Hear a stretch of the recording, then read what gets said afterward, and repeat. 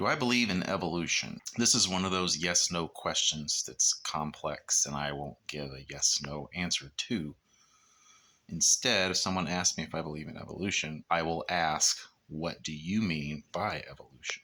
Do mutations occur that sometimes provide a survival advantage over not having that mutation? Yes, this happens with viruses. They mutate and become better able to infect different creatures, better able to survive, etc. So, yes, that happens. Does allele frequency change over time? Yes, it does. Take eye color, blue eyes, brown eyes, etc. Percentage of people who have blue eyes is not a constant number. It fluctuates over time. It may be that we move towards everyone having brown eyes, or there may be a mutation that purple eyes show up. So those frequencies change over time. If by evolution you mean that, then sure, I believe that. Do new species sometimes evolve? Where you say you have a population of a particular kind of creature, they get split into two segments somehow, and the variation in one and the variation in the other gets to the point where the two populations can't really interbreed anymore, and then you have two separate species. Does that happen? As I understand it, yes, that happens too. Is it possible that general preferences have evolved, for example, of what particular traits in a man or a woman is found attractive by the opposite sex? Sure.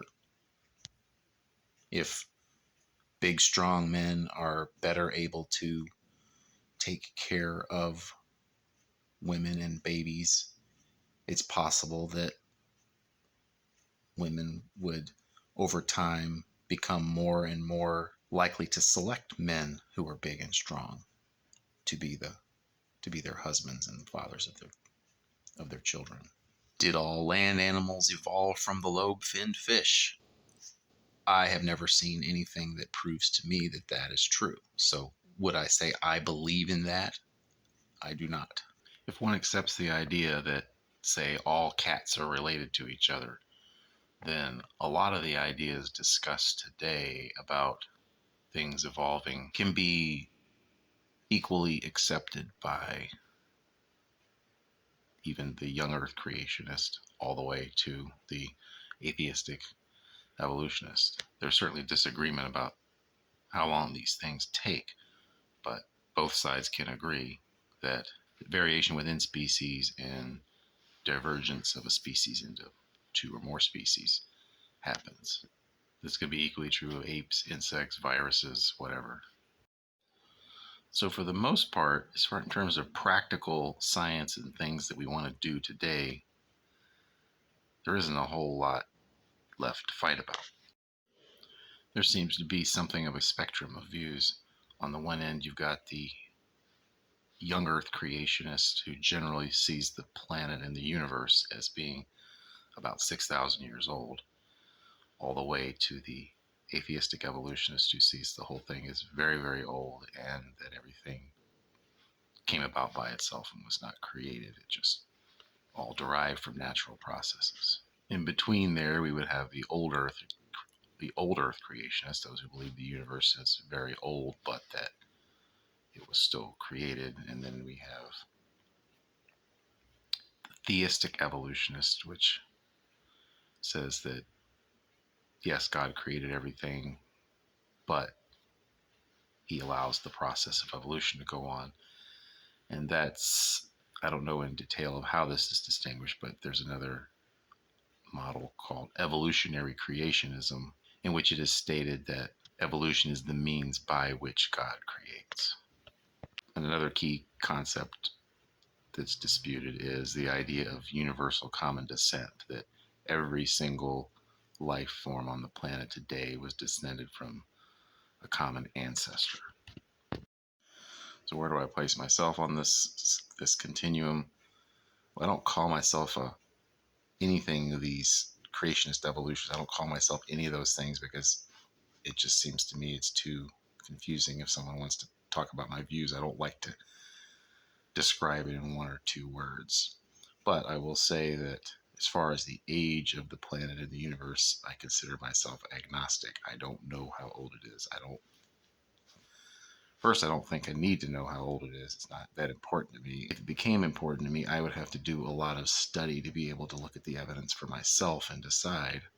And I don't have those qualifications at this time. So if I took a stand one way or the other, I would be choosing whether to believe one group of people over another group of people.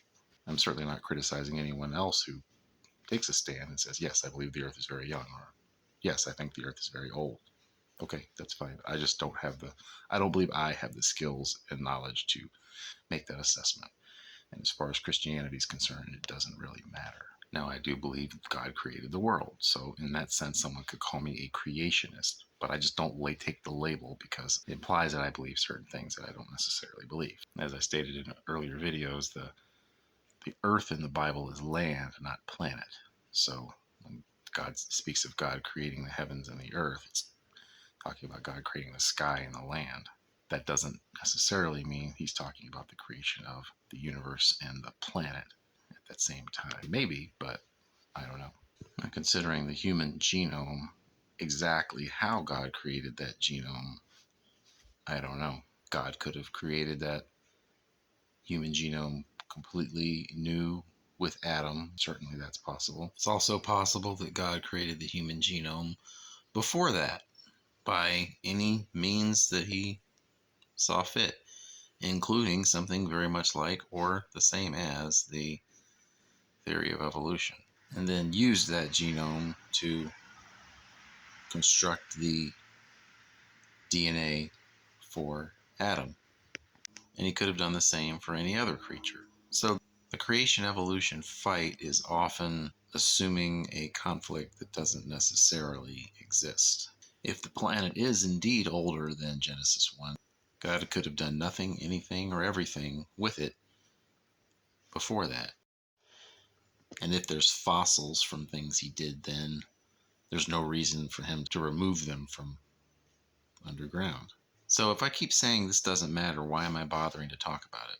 The reason I'm bothering to talk about it is because people on both sides of this question have used it to essentially, even if they don't use these words, say that if you take the other view, you have to reject God. And that's wrong. And that has led a lot of particularly younger people as they start studying science to assume there's a conflict between God and science that isn't really there. And then they see very convincing science and say, oh, then I guess God must not exist, or if he does, it has nothing to do with the Bible. I don't want to see that happen, so that's why I discussed this question.